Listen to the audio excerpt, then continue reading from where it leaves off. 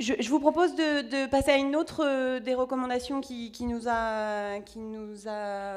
on a parlé ce matin, FATCA. Parce que y a une certaine confusion en ce moment sur ce qu'ont fait les États-Unis et ce que ça devient aujourd'hui au niveau européen et au-delà. Donc c'est vrai que les États-Unis ont surpris tout le monde avec cette législation en 2010 pour réclamer à l'ensemble des banques du monde entier des informations sur leurs contribuables, qu'ils soient particuliers ou entreprises, partout sur la planète, et avec des sanctions très très lourdes si les banques ne respectent pas cette transmission automatique d'informations au fisc américain, puisque les établissements financiers seront taxés de 30% sur tous leurs revenus de sources de marché financier américain, donc ce qui est vraiment très, très dissuasif. Aujourd'hui, ça donne lieu à des négociations avec une cinquantaine de pays pour encadrer cette transmission d'informations et pour que ça passe de l'administration fiscale entre les administrations fiscales des pays concernés. Mais FATCA va s'appliquer à tous les pays qui ne souhaitent pas non plus, qui ne souhaitent pas signer avec les États-Unis. Et donc les établissements financiers de tous les pays qui n'auront rien signé avec les États-Unis vont rester soumis à cette législation. Et donc aujourd'hui, quand en France ou en Europe on nous parle d'un FATCA à la française ou à l'européenne, en réalité on est en train de parler d'accords bilatéraux ou peut-être un jour multilatéraux d'échange d'informations automatiques, mais on n'est pas encore en train de parler d'une règle similaire qui nous permettrait de récupérer toutes les informations sur les comptes des contribuables français ou européens dans les autres pays. Et quand on voit la difficulté qu'on a aujourd'hui encore à convaincre le Luxembourg et l'Autriche de faire de l'échange automatique d'informations, alors que ça fait plus de 10 ans qu'on leur demande, et alors on espère que c'est leur dernier barreau d'honneur, mais c'est pas encore complètement gagné, et en tout cas pas sur la même base que ce que les États-Unis ont obtenu pour l'instant. Nous, on pense qu'il y a matière à porter, à faire une loi française FATCA, ou pour ensuite pouvoir en avoir une européenne pour accélérer les choses dans ce domaine-là et faire en sorte que l'échange automatique d'informations devienne très vite une réalité et qu'on n'attende pas un grand consensus planétaire sur cette question-là. Alors, je sais que c'est une proposition de loi qui a été portée par le groupe Europe Écologie Les Verts, donc je vais vous laisser la parole en premier. Quel accueil elle a reçu, cette proposition, et est-ce que vous avez le soutien du gouvernement sur cette proposition ? Alors, je pense que l'accueil, vous l'avez vu. Effectivement, on a déposé une proposition de loi, comme vous le savez, donc le gouvernement dépose des projets de loi, les députés déposent des propositions de loi qui, malheureusement, en Ve République, vont assez peu souvent au bout, sauf exception. Le député Yann Gallu a aussi fait une proposition de loi dans ce sens, pardon de le dire à la tribune, mais pas aussi ambitieuse, on va dire, que celle qu'on a déposée. Le gouvernement a, lui, donc déposé un amendement là, sur la dernière loi qui, lui, dit, en gros, s'il y a une législation européenne, un peu comme ce qu'on avait vu précédemment, s'il y a une législation européenne, on met déjà dans la loi les dispositions pour qu'il y ait une application immédiate dans le droit français. Donc, une fois de plus, c'est un amendement d'appel au niveau européen. C'est donc pas ce qu'on attendait. Un peu comme le sujet précédent, je dirais qu'il y a des possibilités pour mettre en œuvre cette législation au niveau français, qu'on peut être précurseur. Ça serait aussi un joli projet pour la France que d'être leader sur ce sujet en Europe. On l'a fait un petit peu quand même sur les paradis fiscaux et ça a eu un effet d'entraînement. Je pense que sur ce sujet-là, qui est le sujet de la fraude fiscale, et dans un contexte politique qui est quand même favorable, parce que c'est vrai que la question des comptes à l'étranger est une question d'actualité sur laquelle il faut apporter une réponse, je pense qu'on pourrait faire un pas supplémentaire et effectivement adopter des dispositions en France similaires à FATCA. Pourquoi nous, on s'appuie sur FATCA ? Parce que ça montre que c'est possible. Voilà, on nous oppose très très souvent que ce n'est pas possible. Alors maintenant, on nous dit que c'est pas possible au niveau français, et donc il faut se référer au niveau européen, etc. Il ne faut pas faire les diacres à faucons. Rien n'est simple dans cette histoire-là. Néanmoins, les États-Unis ont montré que c'était possible, et je pense qu'il faut arrêter de se cacher derrière son petit doigt ou de se trouver des excuses pour ne rien faire ou de dire on va se décourager découvrir par rapport aux autres pays, alors que les autres pays seront en fait, enfin, avançons tous ensemble, sinon on ne peut pas avancer. Tant qu'on est sur des arguments comme ça, effectivement, on se cache derrière son petit doigt pour ne rien faire. Moi, je me souviens toujours des témoignages dans le cadre de Finance Watch, où ils avaient recueilli des témoignages de traders repentis. Et la première chose qu'ils disaient à chaque fois, c'était ce qui nous a stupéfait, c'est qu'on nous a laissé faire pendant des années. Ben là, c'est un peu le même sujet. Je pense qu'il faut arrêter de laisser faire. Je pense qu'on est là ici aussi pour dire c'est possible, d'autres pays l'ont fait, faisons-le en France. Et c'est dans ce cadre-là que nous, on a déposé cette proposition de loi. Pascal Cherki. Moi, je suis d'accord avec ma collègue Eva Sas. Je voudrais amener juste une précision. Bon, les États-Unis l'ont fait assez facilement pour 2 raisons. La première, c'est que c'est le premier marché obligataire mondial, donc c'est un peu compliqué, si vous voulez, de ne pas être marché par action. C'est pas pareil que l'Europe, où c'est plutôt au type de finance, donc c'est un peu compliqué, si vous voulez, si vous ne voulez pas travailler sur le territoire américain quand vous êtes dans le domaine de l'industrie de la finance. Bon. Deuxième élément, c'est un État unitaire. Donc c'est beaucoup plus facile de le faire. Troisième élément, parce qu'ils ont leur propre paradis fiscal qui est déjà intégré chez eux, qui est le Delaware. Et ça ne leur pose pas de problème que ce soit, d'ailleurs vous l'avez relevé, le deuxième paradis fiscal jusqu'après le Luxembourg pour l'accueil des filiales offshore des multinationales européennes. Bon. Mais eux, ils ont un intérêt objectif, c'est qu'ils veulent récupérer de la matière imposable, notamment chez les particuliers, et donc et aussi chez les multinationales. Et donc ils ont fait ça en expliquant en gros aux autres que s'ils faisaient pas comme ils voulaient, eh ben, ils ne pourraient plus bosser chez eux, que ça leur coûterait très cher. Bon. Ils ont raison de faire ça. Et ça aide. Bon. Nous, on a une difficulté qui est la suivante en Europe. On va se dire les choses franchement. Le Luxembourg, la Suisse et l'Autriche, on va y arriver. On va y arriver. Pourquoi? Parce que la France et l'Allemagne, c'est notre chance, n'ont pas de paradis fiscal intégré. C'est pas Andorre, Monaco. Donc, bon, on va y arriver. Mais là où ça va être dur, ça va être avec la City, avec les Anglais. Parce que la première plateforme offshore du monde, 45% des paradis fiscaux et la plateforme offshore, c'est la City et tout le réseau des anciennes colonies britanniques qui sont dans un mouvement ensemble. Bon. Donc là, les Anglais, ils sont bien contents, ils sont d'accord avec les Français et les Allemands pour qu'on aille faire la peau des Belges, des Luxembourgeois, des Autrichiens et des Suisses qui sont orgueilleux. Mais alors après, quand il va falloir dire la City, on va rentrer dans des contradictions beaucoup plus importantes parce que c'est structurant chez les Anglais, cette affaire-là. Enfin, quand on étudie l'histoire de la financiarisation et du développement du capitalisme financier transnational, c'est parti de la volonté de la Banque d'Angleterre de redonner la prééminence à la City perdue après la Seconde Guerre mondiale, donc de développer le marché des euros-dollars, donc de refaire de ça. Donc là, on a un combat majeur qui ne va pas être sans difficulté. Alors, une fois dit ça, ça ne veut pas dire, je ne dis pas ça pour dire qu'il ne faut rien faire, mais pour renforcer ce que disait Mathilde et Eva, c'est que je pense que le consensus au niveau européen, on n'aura que sur des bases minimum au départ. Bon.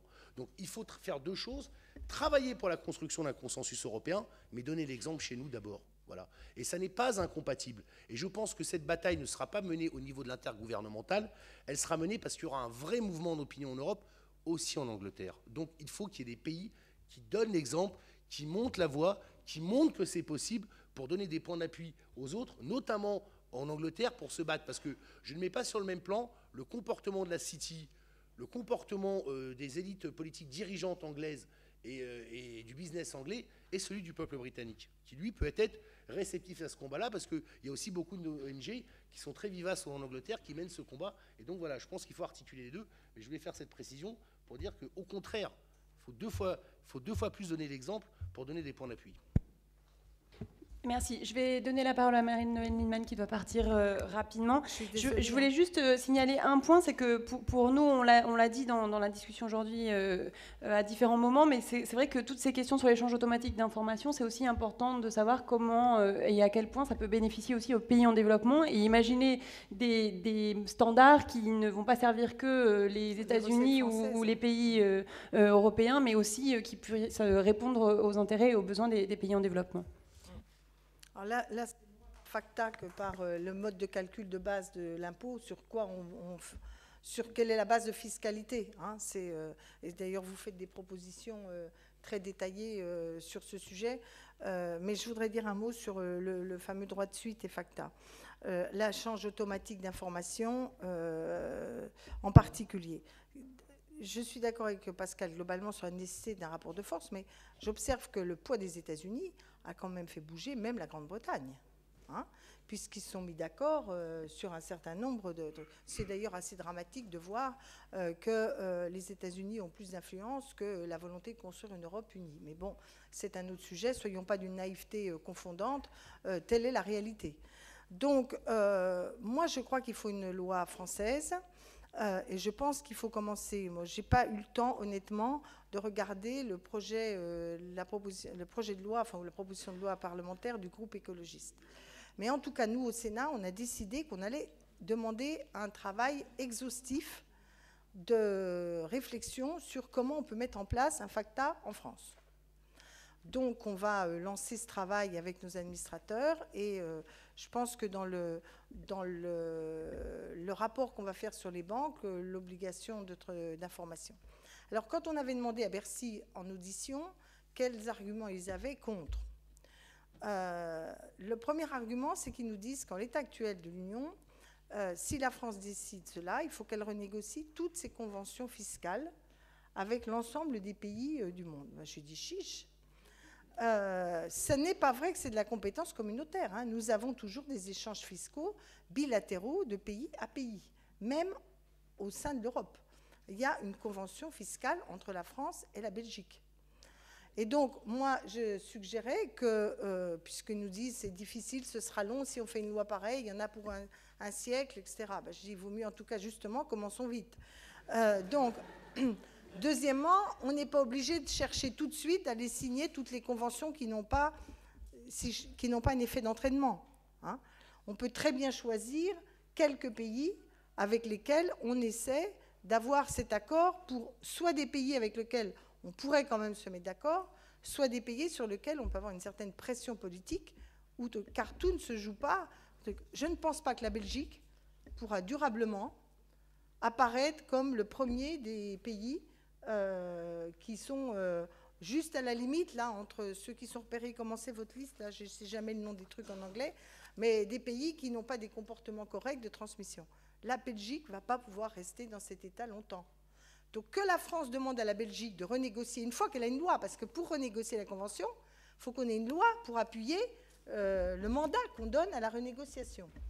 Donc moi je pense qu'il faut une loi qui soit utile pour la renégociation des conventions bilatérales. Et qu'on choisisse 3-4 pays cibles, ne serait-ce que Monaco. Ne serait-ce que Monaco. Nous avons De Gaulle, je m'excuse, ça va faire plaisir à mon voisin, mais De Gaulle, quand Monaco ne voulait pas des accords, il a bloqué les entrées en refoutant les douaniers devant Monaco.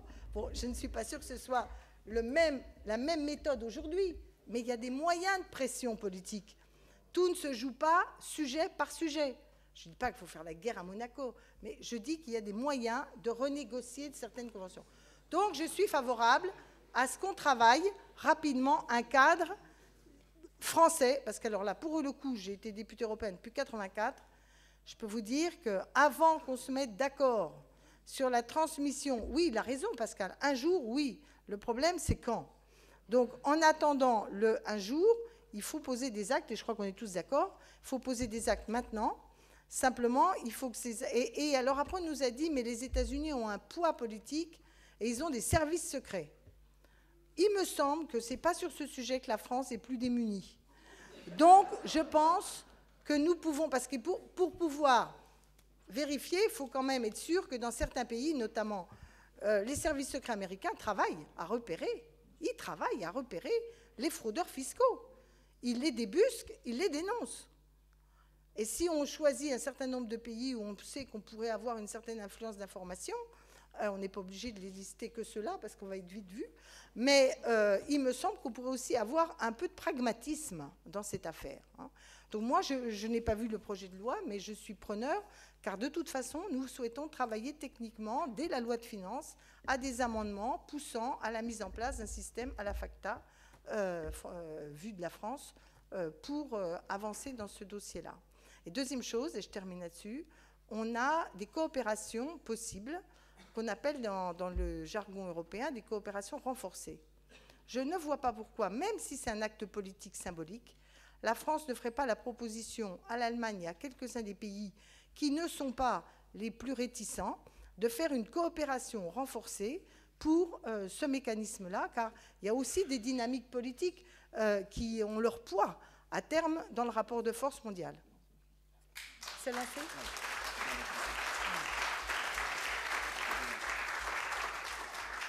Merci. Sur l'argument donné par Bercy, là encore, on est un peu entre les deux, parce que FATCA, si on faisait une législation FATCA nationale ou avec, dans le cadre d'une coopération renforcée, ça ne demande pas de changer les traités, puisque c'est aux banques qu'on impose cette transparence et pas à l'ensemble des pays. C'est ensuite que ça a donné lieu à des renégociations d'accords d'échange d'informations bilatéraux pour les États-Unis et ses partenaires. Sauf qu'il faut être honnête, la position de la France vis-à-vis des banques n'est pas la même que celle des États-Unis. Et c'est vrai. Non mais attendez, j'y suis totalement favorable, donc je peux vous prêcher un convaincu. Mais ce que je veux dire, c'est que Marie-Noëlle Lienemann a totalement raison, c'est un problème de rapport de force politique. Il y a un moment donné, il faut savoir ce qu'on veut. Est-ce qu'on accepte que la zone euro soit présidée pendant 10 ans par le patron d'un paradis fiscal qu'est le Luxembourg? C'est tout. Est-ce qu'on accepte que Monaco soit le refuge de mafia? Toujours. Est-ce qu'on accepte de laisser les mêmes juges dans le PACA? Je relisais le rapport Montebourg-Payon qui expliquait que des juges restent 40 ans, font toute leur carrière entre Nice et Marseille. Est-ce qu'on l'accepte? On continue. Donc je veux dire qu'à un moment, on peut tout faire, on peut multiplier les amendements, vous pouvez bosser, on peut bosser, se faire élire, faire des discours, mais il faut reconstruire un État. C'est tout. Et on peut faire des choses. Le rapport de force entre la France et le Luxembourg, la France et le Monaco, on a la capacité. Alors, je ne dis pas qu'on peut raser gratis demain matin, attention. Je dis simplement que je pense qu'il faut une loi française pour marquer le coup, parce que chaque pays regarde l'autre. Deuxièmement, on a la chance historique d'avoir des grands pays d'Europe en pénurie fiscale. L'Allemagne et l'Angleterre. Cameron, contrairement à ce qu'on dit, et les parlementaires britanniques, j'étais à Londres, on les a rencontrés, ont une volonté politique très forte. Sur FATCA, ils ont obtenu de Jersey, Guernesey, etc., la transmission au fisc britannique de ce que demandait l'administration américaine. Et ce que je regrette, je le dis, j'ai reçu lundi, on a reçu avec Alain tous les grands de Bercy, et on a appris un truc incroyable, alors je demande à creuser, c'est que je leur dis, mais vous êtes en train de négocier FATCA avec les Américains? Oui. Je dis, mais on demande bien aux États-Unis la réciproque. Eh bien, figure-toi, c'est pas la meilleure. Il baisse la tête et il me dit, ah oui, mais il y a des choses que le Congrès refuse. Ben, je dis, vous n'allez pas signer quand même un accord déséquilibré. Ah ben oui, mais qu'est-ce qu'on peut faire? Voilà l'état mental de l'administration française et de la France. Non mais je parle franchement, c'est-à-dire que vous trouvez face à des gens pour qui c'est normal de signer un accord déséquilibré. Les bras nous en sont tombés. J'ai dit, mais vous en avez parlé au pouvoir politique, alors j'imagine. Mais il y a un moment où on a la chance d'avoir une négociation en ce moment. On a la chance d'avoir des leviers. On a la chance d'avoir des États à court de recettes fiscales. On a la chance d'avoir le Luxembourg et la Suisse qui sont en train de brinque-baller. Il faut forcer l'avantage. Et il ne faut surtout pas passer par l'Union européenne. Surtout pas. On a été voir les commissaires, les inénarrables commissaires. À 28, vous n'y arriverez jamais. Ça va être le serpent de mer. En revanche, il y a une démarche qu'a commencé le gouvernement, qui est le groupe des 5, c'est-à-dire Angleterre, France, Allemagne, Italie, Espagne. Ce groupe des 5 a reçu le renfort de, je crois, 7 pays ou 12 pays. Il est fondamental de faire une démarche, j'allais dire, à 3 ou 4 pays. Et si la France et l'Allemagne, ne serait-ce que la France et l'Allemagne, disent à partir de demain, nous allons faire pression sur les banques qui ne pourront plus exercer à la bourse, parce que c'est ça, les États-Unis ont menacé d'interdiction, c'est du rapport de force. Nous sommes dans des procédures juridiques quand les autres sont dans des rapports de force politiques. Donc on perdra tous les coups. Il faut donc reprendre un système d'État à État, et après, les institutions européennes suivront, parce qu'il ne s'agit pas de négliger ce point qui est fondamental aussi. Mais il faut une loi française, un accord d'État à État, et ensuite une procédure de l'Union européenne. Et là, on peut faire sauter le système et mettre l'échange automatique de données. Mais attention, si on signe, il faudra demander au ministre tout à l'heure, je ne sais pas si vous lui poserez des questions, moi je ne peux pas rester malheureusement, mais il faudra lui demander qu'est-ce qu'on va signer. qu'est-ce qu'on signe aujourd'hui? Parce que si on commence à signer des accords déséquilibrés, vous aurez plus d'influence que moi. Donc, je vous invite à y aller fort. On a tous les trois voté non au TSCG. Bon, oui, je sais qu'on est un peu minoritaire. Bon, on est un peu minoritaire dans cette salle, mais la pensée unique est beaucoup plus forte dans le vrai hémicycle. Mais sachez qu'en tout cas, on a une occasion historique. Il ne faut pas passer à côté.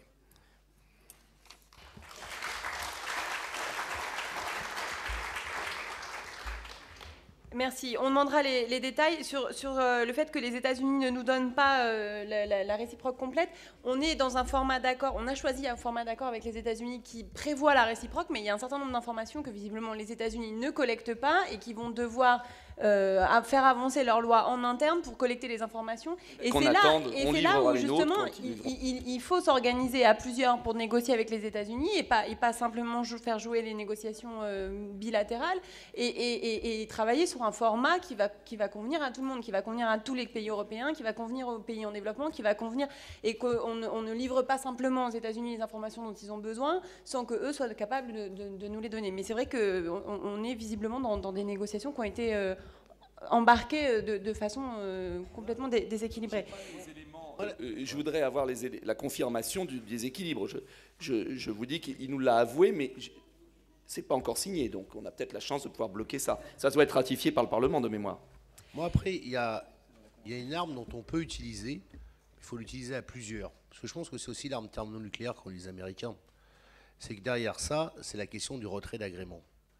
C'est-à-dire que si vous dites à des pays dont les banques qui refusent de faire, parce qu'un pays refuse quand ces banques sont suffisamment fortes et font pression pour le pays pour refuser. Si vous dites dans ce cas-là, écoutez, c'est pas de problème, hein, vous ne donnez pas les informations, vous n'avez plus le droit de bosser chez nous, et qu'on commence à le faire à quelques pays européens significatifs, bon, on va avoir un petit obstacle, c'est que nos propres banques vont pleurer, parce qu'elles bossent aussi dans un certain nombre de pays. Mais si on commençait par quelques paradis fiscaux à le faire, bon, un titre d'exemple, je pense que ce serait pas inutile, parce que c'est la menace ultime qui pèse à un moment donné, c'est qu'ils n'ont plus la possibilité d'exercer leur activité.